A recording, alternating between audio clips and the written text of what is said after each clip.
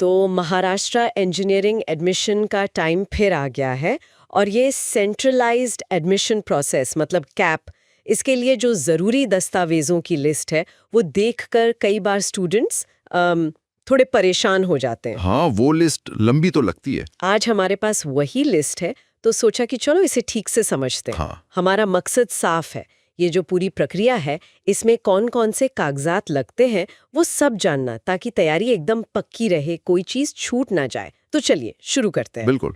देखिए, ये प्रक्रिया थोड़ी सी जटिल लग सकती है शुरू में, पर अगर सही जानकारी हो ना और तैयारी टाइम पर कर ली जाए तो ये काफी आसान हो जाती है। सबसे जरूरी चीज है पहले से तैयारी। हाँ बिल्कुल। तो सबसे पहले कुछ ऐसी बातें जो सभी उम्मीदवारों पर लागू होती हैं, मतलब एकदम बेसिक चीजें। जी हाँ, कुछ चीजें तो सबके लिए कॉमन है। पहली बात, जितने भी जरूरी दस्तावेज हैं उनकी ओरिजिनल प्रतियां मतलब असली वाले कागज वो आपके पास होने चाहिए। ठीक है, ओरिजिनल्स। दूसरी बात, हर दस्तावेज की कम से कम 2 से 4 साफ फोटोकॉपी जेरोक्स कॉपीज करवा के रख लें। हाँ, एक गैप सर्टिफिकेट होता है, उसकी सिर्फ एक कॉपी लगती है, पर बाकी सबकी ज्यादा। और मेरा तो सुझाव है कि एक एक्स्ट्रा सेट हमेशा अपने पास रखें सेफ्टी के लिए। अच्छा, और आजकल तो सब ऑनलाइन अपलोड भी करना होता है, तो स्कैन कॉपीज का क्या? हाँ, वो तो बहुत ही जरूरी है। जितने भी आपके ओरिजिनल दस्तावेज हैं उन सब के अलग अलग साफ पीडीएफ स्कैन बनाकर तैयार रखें। ये कैप पोर्टल पर अपलोड करने पड़ेंगे। इसके लिए कई ऐप्स आती हैं जैसे अडोबी स्कैन वगैरह, उनसे आसानी से हो जाता है। ओके। और एक बहुत ज़रूरी बात, सरकारी दस्तावेज जो होते हैं जैसे domicile certificate, caste validity, non creamy layer यानी NCL, income certificate, EWS certificate, इनको बनवाने में टाइम लगता है, कभी कभी महीना या उससे ज़्यादा भी। हाँ ये तो है। तो इनके लिए तुरंत अप्लाई कर दें। इंतज़ार मत करें कि सीएपी प्रोसेस शुरू होगा तब करेंगे, क्योंकि सीएपी अक्सर जून में शुरू हो जाता है। सही बात है, ये सरकारी कामों में वक्त लगता है। अच्छा, ये तो हो गई बेसिक तैयारी। अब आते हैं उन दस्तावेजों पर जो लगभग सभी को चाहिए होते हैं, मतलब जो सामान्य या ओपन कैटेगरी के लिए तो है ही, पर बाकियों के लिए भी ये बेस का काम करते हैं। बिल्कुल। तो सबसे पहले तो आपकी स्कूलिंग के प्रूफ, एसएससी यानी 10वीं की मार्कशीट और एचएससी यानी 12वीं की मार्कशीट, ये तो चाहिए ही चाहिए। हाँ। फिर आपका एमएचटी सीटी 2024 का स्कोर कार्ड, इन तीनों के ओरिजिनल और वही 2 से 4 कॉपीज का सेट। और अगर किसी ने जेई मेन भी दिया है, वो भी लगता है क्या? हाँ, अगर कोई जेई मेन के स्कोर के बेस पर अप्लाई कर रहा है या फिर ऑल इंडिया कोटा से, तो फिर जेई मेन 2024 स्कोर कार्ड का प्रिंट आउट भी लगेगा, ओरिजिनल और उतनी ही कॉपीज। पर ये ऑप्शनल है, मतलब सिर्फ जेई वाले रूट से जाने वालों के लिए। समझ गई, ठीक है। पढ़ाई के बाद स्कूल या कॉलेज छोड़ने का सर्टिफिकेट? बिल्कुल, हाँ, लिविंग सर्टिफिकेट, एलसी या ट्रांसफर सर्टिफिकेट, टीसी, ये आपको अपने पिछले इंस्टीट्यूट से मिलता है, आमतौर पर 12वीं जहां से की उस कॉलेज से। इसका भी ओरिजिनल और 2 से 4 कॉपीज। ओके। अब आते हैं नेशनैलिटी और डोमिसाइल प्रूफ पर। इसमें अक्सर लोगों को कंफ्यूजन होता है। तो पहले भारतीय नागरिकता मतलब इंडियन नेशनैलिटी, ये कैसे साबित करें? देखिए, इसके लिए सरकार ने कई ऑप्शन दिए हैं। आपको इनमें से कोई भी एक देना होता है जो कैंडिडेट के नाम पर हो। अच्छा। जैसे जैसे? जैसे आपका डोमिसाइल सर्टिफिकेट, अगर उसमें नेशनैलिटी इंडियन या भारतीय मेंशन्ड है, या फिर आपका बर्थ सर्टिफिकेट अगर उसमें नेशनैलिटी लिखी है, या आपका लिविंग सर्टिफिकेट एलसी अगर उसमें भी नेशनैलिटी लिखी है। और चौथा ऑप्शन है आपका वैलिड इंडियन पासपोर्ट। ओके। इनमें से कोई भी एक दस्तावेज चल जाएगा, ओरिजिनल और 2 से 4 कॉपीज। ठीक है। और महाराष्ट्र का डोमिसाइल सर्टिफिकेट, मतलब ये साबित करना कि कैंडिडेट महाराष्ट्र का निवासी है, ये क्यों जरूरी है और इसके लिए क्या ऑप्शंस हैं? हाँ, ये डोमिसाइल वाला प्रूफ बहुत जरूरी है। इसी से तय होता है कि आप महाराष्ट्र स्टेट कोटा की सीटों के लिए एलिजिबल हैं या नहीं। इसे कैंडिडेचर टाइप कहते हैं, जैसे टाइप ए या टाइप बी। अच्छा।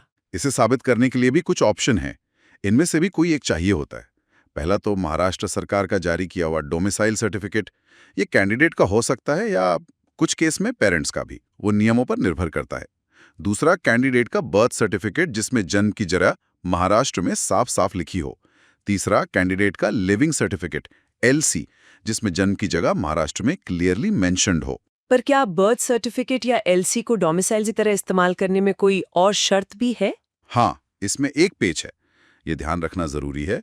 अगर आप बर्थ सर्टिफिकेट या एलसी को डोमिसाइल प्रूफ की तरह यूज कर रहे हैं, तो आमतौर पर नियमों के हिसाब से आपका महाराष्ट्र से ही एसएससी यानी 10वीं और एचएससी यानी 12वीं पास होना भी जरूरी होता है।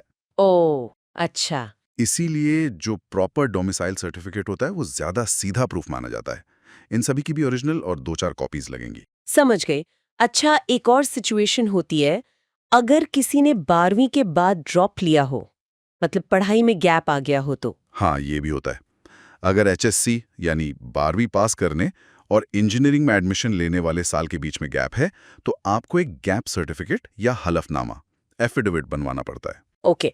ये किसी वकील से बनवाना होता है।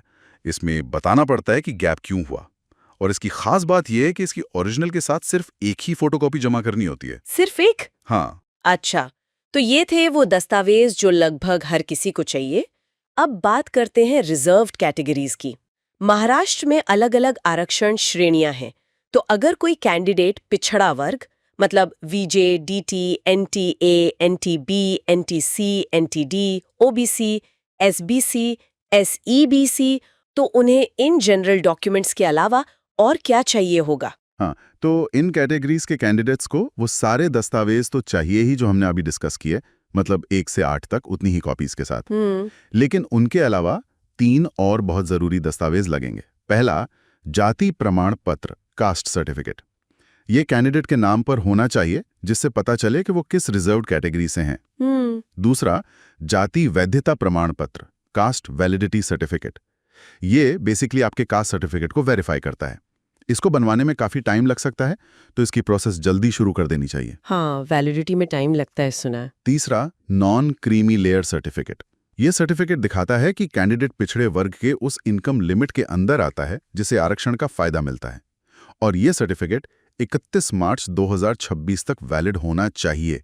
ये डेट बहुत बहुत जरूरी है। 31 मार्च 2026, ये डेट नोट करने वाली है, वरना दिक्कत हो सकती है। बिल्कुल। ये तीनों दस्तावेज भी ओरिजिनल और 2 से 4 कॉपीज में चाहिए। ठीक है, अब बात करते हैं एससी यानी अनुसूचित जाति, एसटी यानी अनुसूचित जनजाति श्रेणी के उम्मीदवारों की। इनके लिए क्या नियम है? SC/ST कैंडिडेट्स के लिए भी वो पहले वाले सारे कॉमन दस्तावेज 1 से 8 तो जरूरी हैं ही। साथ में उन्हें भी कैंडिडेट के नाम पर जाति प्रमाण पत्र, कास्ट सर्टिफिकेट और जाति वैधता प्रमाण पत्र, कास्ट वैलिडिटी सर्टिफिकेट CVC देना होगा, ओरिजिनल और 2 से 4 कॉपीज के साथ। क्या इनको भी नॉन क्रीमी लेयर सर्टिफिकेट चाहिए? नहीं, और ये एक बहुत बड़ा फर्क है। SC और ST कैंडिडेट्स को नॉन क्रीमी लेयर यानी NCL सर्टिफिकेट जमा करने की जरूरत नहीं होती है। अच्छा, ये महत्वपूर्ण जानकारी है। हाँ, उनके लिए आरक्षण का आधार सिर्फ उनकी जाति होती है। इनकम लिमिट वाला क्राइटेरिया नहीं लगता। ठीक है, ये क्लियर हो गया। अब आते हैं EWS यानी आर्थिक रूप से कमजोर वर्ग वाली कैटेगरी पर। ये जनरल कैटेगरी के उन लोगों के लिए है जिनकी आय कम है। इन्हें क्या चाहिए? हाँ, EWS कैंडिडेट्स को भी वो पहले वाले 8 कॉमन दस्तावेज तो चाहिए ही। ठीक। उनके साथ उन्हें एक EWS प्रमाण पत्र देना होगा। ये सर्टिफिकेट महाराष्ट्र राज्य सरकार के अथॉरिटी द्वारा जारी होना चाहिए। ये जरूरी है। इसकी भी ओरिजिनल और 2 से 4 कॉपीज लगेंगी। आपने जोर दिया कि ये महाराष्ट्र राज्य सरकार का होना चाहिए। केंद्र सरकार वाला क्यों नहीं चलता? ये बहुत जरूरी पॉइंट है। कई बार स्टूडेंट्स केंद्र सरकार के फॉर्मेट वाला EWS सर्टिफिकेट बनवा लेते हैं, लेकिन वो महाराष्ट्र स्टेट के इंजीनियरिंग एडमिशन प्रोसेस में मान्य नहीं होता। हर स्टेट का अपना फॉर्मेट और नियम हो सकते हैं, इसलिए पक्का कर लें कि सर्टिफिकेट महाराष्ट्र सरकार के नियमों के अनुसार ही हो। ये वाकई ध्यान रखने वाली बात है। अच्छा, एक और स्कीम है जिसका जिक्र आता है, TFWS यानी ट्यूशन फी वेवर स्कीम। इसमें शायद ट्यूशन फीस माफ हो जाती है। इसके लिए क्या चाहिए होता है? हाँ, TFWS एक बहुत अच्छी स्कीम है। इसके लिए भी वो पहले वाले 8 कॉमन दस्तावेज तो चाहिए ही। इसके साथ जो मुख्य दस्तावेज है वो है आय प्रमाण पत्र, इनकम सर्टिफिकेट। ये तहसीलदार या जो भी सक्षम अधिकारी है उनसे जारी होना चाहिए, और इसमें कैंडिडेट के पेरेंट्स की कुल सालाना आय 8 लाख रुपए से कम दिखानी होगी। 8 लाख से कम, ओके। इसकी भी ओरिजिनल और 2 से 4 कॉपीज चाहिए। और ये TFWS स्कीम क्या सिर्फ किसी खास कैटेगरी के लिए है या कोई भी अप्लाई कर सकता है? नहीं, यही तो इसकी खास बात है। TFWS स्कीम का फायदा ओपन कैटेगरी, रिजर्व्ड कैटेगरी और EWS कैटेगरी के कैंडिडेट्स भी उठा सकते हैं। शर्त बस एक ही है, उनकी पारिवारिक सालाना आय 8 लाख रुपए से कम होनी चाहिए। अच्छा, मतलब ये पूरी तरह से आपकी आर्थिक स्थिति पर आधारित है, आपकी कास्ट कैटेगरी पर नहीं। हाँ, सीटें मेरिट और नियमों के हिसाब से अलॉट होती हैं। ये तो बहुत अच्छी बात है। अच्छा, ये तो हो गई उन सारे दस्तावेजों की बात जो फॉर्म भरते समय या वेरिफिकेशन के टाइम चाहिए। एडमिशन प्रोसेस में आगे बढ़ने पर कुछ और भी कागजात मिलते होंगे? हाँ, बिल्कुल। जब आप अपने सारे दस्तावेज मेकर फैसिलिटेशन सेंटर यानी एफसी पर जाते हैं और वो वेरीफाई हो जाते हैं, तो आपको एक एफसी वेरिफिकेशन रसीद मिलती है। ये एक तरह का प्रूफ है कि आपके डॉक्यूमेंट्स चेक हो गए हैं। इसे संभाल कर रखना होता है। ठीक है, एफसी रसीद। फिर जब सीएपी राउंड्स होते हैं और आपको कोई इंजीनियरिंग कॉलेज में सीट अलॉट होती है, तो आपको ऑनलाइन पोर्टल से अपना सीएपी अलॉटमेंट लेटर डाउनलोड करके उसका प्रिंट आउट लेना होता है। यही लेटर लेकर आपको फिर उस कॉलेज में एडमिशन के लिए जाना होता है। समझ गए, अलॉटमेंट लेटर। तो ये थी महाराष्ट्र इंजीनियरिंग एडमिशन प्रोसेस के लिए जरूरी दस्तावेजों की पूरी कह सकते हैं चेकलिस्ट। ये लंबी जरूर है, पर सार यही है कि टाइम पर तैयारी, हर कागज की बारीकी पर ध्यान देना और सारी कॉपीज वगैरह ठीक से रखना, ये बहुत जरूरी है। बिल्कुल, हर कैटेगरी की अपनी जरूरतें हैं, वो समझना जरूरी है। और सबसे ज्यादा जरूरी है सरकारी दस्तावेज, जैसे cast validity, NCL, EWS, domicile, ये टाइम पर बनवा लेना, क्योंकि इनमें अक्सर देरी हो जाती है। यह सिर्फ एक फॉर्मेलिटी नहीं है, ये आपकी एलिजिबिलिटी साबित करने और आपको शिक्षा का अवसर दिलाने का एक तरीका है। सही कहा। और ये सारी जानकारी जब सामने आती है तो एक सवाल मन में उठता है जिस पे शायद सोचा जा सकता है कि ये जो पूरा सिस्टम है शिक्षा और अवसर पाने के लिए, इतनी डिटेल्ड डॉक्यूमेंटेशन प्रोसेस, ये कितना कुशल है और क्या ये समाज के हर वर्ग के लिए, खासकर जो दूर दराज के इलाकों में है या जिनके पास साधन कम है, उनके लिए उतना ही सुलभ है? ये सोचने वाली बात है।